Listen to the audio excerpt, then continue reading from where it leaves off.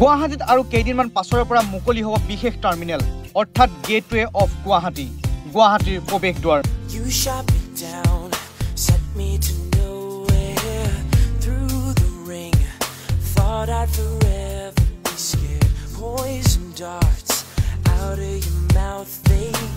আৰু গুৱাহাটীৰ প্ৰৱেশদ্বাৰ কালি মুখ্যমন্ত্ৰী ডক্টৰ হিমন্ত বিশ্ব শৰ্মা আৰু দেশৰ বিত্তমন্ত্ৰী নিৰ্মলা সীতাৰমণে মুকলি কৰিছে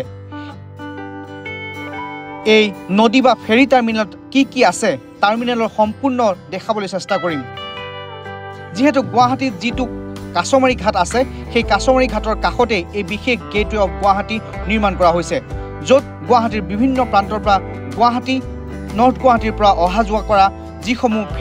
ফেৰীসমূহ আৰু কিছুদিনৰ পাছৰে পৰা ইয়াৰে পৰা অহা যোৱা কৰিব কি আছে ইন ডিটেইলছ দেখাব চেষ্টা কৰিম যদি আমি দেখাবলৈ যাওঁ যে আপোনালোকে প্ৰথমতে দেখিবলৈ পাব এইটো হৈছে প্ৰথমটো কাউণ্টাৰ 1 নম্বৰ কাউণ্টাৰ আৰু দ্বিতীয়টো এইটো হৈছে দ্বিতীয়টো কাউণ্টাৰ অৰ্থাৎ বহুকেইটা কাউণ্টাৰ আছে যি কাউণ্টাৰত আপোনালোকে টিকট ক্ৰয় কৰিব লাগিব আৰু টিকট ক্ৰয় কৰাৰ পাছতে আমি সোমাই যাম আমি দেখিবলৈ পাম এইটো এটা সুন্দৰ এই যিটো গেট অফ গুৱাহাটীৰ অফিচটো বা এই যিটো টাৰ্মিনেলৰ যিটো মেইন যিটো হল এই হলটো আমি হলটো সম্পূৰ্ণ দেখাইছোঁ যথেষ্ট বহল যাত্ৰীসকলে ইয়াতে বহি তেওঁলোকে জিৰণি ল'ব পাৰিব তেওঁলোকে বিভিন্ন ধৰণৰ খাদ্য ইয়াতে তেওঁলোকে খাব পাৰিব উপভোগ কৰিব পাৰিব আৰু তাৰ পাছতেই তেওঁলোকে আৰু ওপৰতো দেখিবলৈ পাইছে বহুকেইটা টাৰ্মিনেলৰ ওপৰতো আছে বহুকেইটা দোকান আছে ইয়াত কেণ্টিন আছে আৰু বিভিন্ন ধৰণৰ বিপণী আছে যিসমূহ বিপণীত তেওঁলোকে যিসমূহ বস্তু ৰাখিব সেইসমূহ তেওঁলোকে গ্ৰহণ কৰিব পাৰিব গতিকে খুব সুন্দৰ এটা ব্যৱস্থা কৰা হৈছে আৰু যিহেতু ব্ৰহ্মপুত্ৰ মহাবল ব্ৰহ্মপুত্ৰক যি নৈসৰ্গিক পৰিৱেশ সেই নৈসৰ্গিক পৰিৱেশক উপভোগ কৰাৰ উদ্দেশ্যৰে ব্ৰহ্মপুত্ৰক পৰ্যটন ক্ষেত্ৰৰ সৈতে মিলাবৰ কাৰণে এই বিশেষ ব্যৱস্থা কৰা হৈছে যেনেকৈ আমি দেখিব পাইছোঁ মুম্বাই যি গেটৱে অফ মুম্বাই বুলি কোৱা হয় গেট অফ ইণ্ডিয়া সেই গেট অফ ইণ্ডিয়াত যেনেকৈ আছে ঠিক তেনেকৈ গেটৱে অফ গুৱাহাটী অৰ্থাৎ গুৱাহাটীৰ প্ৰৱেশদ্বাৰ আৰু এইটো এটা টিকেট কাউণ্টাৰ দুটাকৈ টিকেট কাউণ্টাৰ এইটো এটা দেখিবলৈ পাইছে এটা ৱেটিং লাউজ য'ত অপেক্ষা কৰিব পাৰিব আৰু এইটো এটা জলপান য'ত তেওঁলোকৰ বিভিন্ন খাদ্য সামগ্ৰী থাকিব আৰু বিশেষকৈ যিসকল মাতৃ শিশুক লৈ আহে তেওঁলোকৰ পৰিচৰ্যাৰ বাবেও বিশেষ এটা কক্ষ ৰখা হৈছে যিটো শিশু পৰিচৰ্যা কক্ষ বুলি কোৱা হয় যিটো প্ৰৱেশদ্বাৰ যিটো গুৱাহাটী গেটৱে অফ গুৱাহাটী বুলি কোৱা হৈছে সেইটো মুকলি কৰা হৈছে আমি যদি ওপৰলৈ উঠি আহোঁ ওপৰলৈ উঠি আহিলে আপোনালোকে দেখিবলৈ পাব ইয়াতো বিশেষ ব্যৱস্থা আছে কি আছে সেয়া আমি দেখুৱাম এইটো হৈছে পৰ্যবেক্ষণ হল এইটো এটা য'ত আপুনি সোমালে উপভোগ কৰিব পাৰিব গুৱাহাটী ব্ৰহ্মপুত্ৰৰ যি নৈসৰ্গিক পৰিৱেশ এয়া আপোনালোকে দেখিবলৈ পাইছে কি এক সুন্দৰ পৰিৱেশ এইটো হৈছে মেইন টাৰ্মিনেলটো যি সুন্দৰ নৈসৰ্গিক পৰিৱেশ ব্ৰহ্মপুত্ৰ যি সোণোৱালী হৈ পৰা দৃশ্য আমি আপোনালোকক দেখুৱাবলৈ চেষ্টা কৰিছোঁ কি এক সুন্দৰ দৃশ্য মন কৰক এইটো হৈছে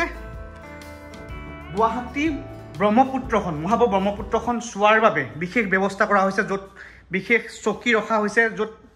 যিসকল পৰ্যটক আহে তেওঁলোকে ইয়াত বহি ব্ৰহ্মপুত্ৰৰ নৈসৰ্গিক মনোৰম দৃশ্য উপভোগ কৰিব পাৰিব আৰু আমি যদি ওলাই যাওঁ তাৰপিছত আমি দেখিবলৈ পাম এখন বিপণী ইয়াত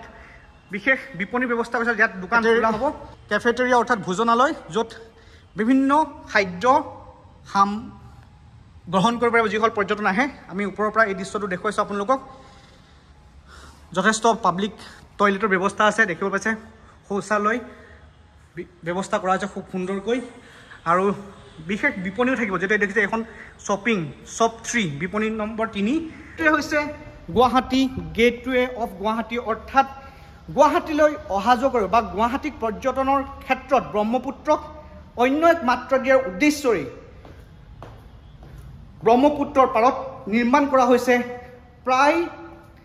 305 কোটি টকা ব্যয় সাপেক্ষে নিৰ্মাণ কৰা হৈছে এই যি গেট অফ গুৱাহাটী অৰ্থাৎ ভাসমান এটা টাৰ্মিনেল বা যিটো ব্যৱস্থা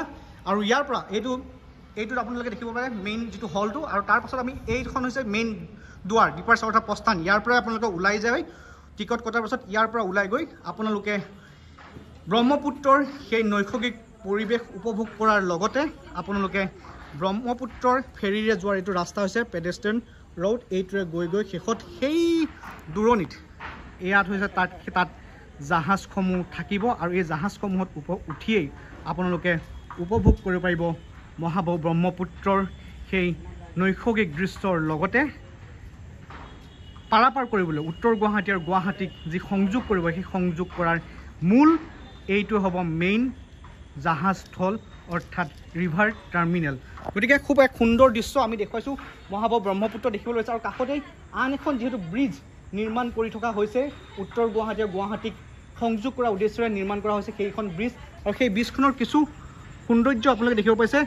তিনি ৰঙেৰে ৰঙীন কৰি থোৱা হৈছে যিটো ভৰলুৰ পৰা অহা ৰাস্তাটো আৰু আনফালে এইখন হৈছে সেই বিশেষ দলংখন যিখন দলঙেৰে উত্তৰ গুৱাহাটী আৰু গুৱাহাটীক সংযোগ কৰিব। গতিকে যথেষ্ট বহাৰ সুবিধা আছে বহুত লোকে আহি ইয়াত তেওঁলোকে অপেক্ষা কৰিব পাৰিব তাৰ পাছতে যেতিয়া তেওঁলোকৰ কাউণ্টাৰৰ নাম্বাৰ আহিব জাহাজখন আহিব সেই জাহাজখনত উঠি তেওঁলোকে যি বিচাৰে নৈসৰ্গিক পৰিৱেশ উপভোগ কৰা বা ব্ৰহ্মপুত্ৰ পাৰ হৈ উত্তৰ গুৱাহাটীলৈ যোৱা সেয়া সুবিধা লাভ কৰিব পাৰিব। গতিকে খুব কেইদিনমানৰ পাছতেই এই যি ব্যৱস্থা সেই সম্পূৰ্ণ ব্যৱস্থাসমূহ মুকলি কৰি দিয়া হ'ব সাধাৰণ ৰাইজৰ কাৰণে আৰু তাৰ পাছতেই গুৱাহাটী পাৰাপাৰ কৰা বা ব্ৰহ্মপুত্ৰৰ নৈসৰ্গিক পৰিৱেশ উপভোগ কৰাৰ উদ্দেশ্যে এইটোৰ পৰাই আৰম্ভ হ'ব সেই বিশেষ ব্যৱস্থা।